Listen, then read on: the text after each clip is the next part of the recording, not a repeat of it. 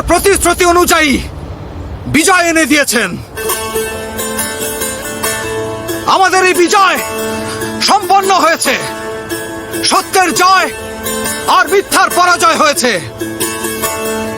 আমরা আমাদের শেষ নিঃশ্বাস পর্যন্ত মহান ইসলামের পবিত্র আলো শেষ শহরে পৌঁছে না যাওয়া পর্যন্ত আমাদের আলোর পথে চলতে থাকব। আমাদের সৈন্যরা যেমন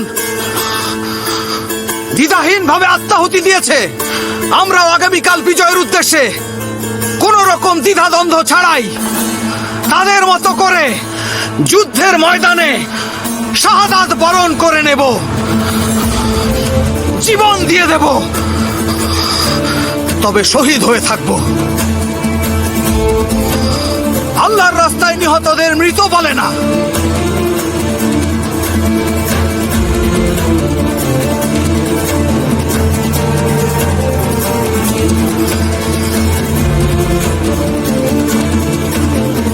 আল্লাহর রাস্তায় নিহতরা মারা যায় না, বরং তারা জীবিত থাকে, আমরা দেখতে পাই না। এই বিজয় সেই সব তুর্কিদের যারা সত্যপ্রেমী। আল্লাহু আকবার।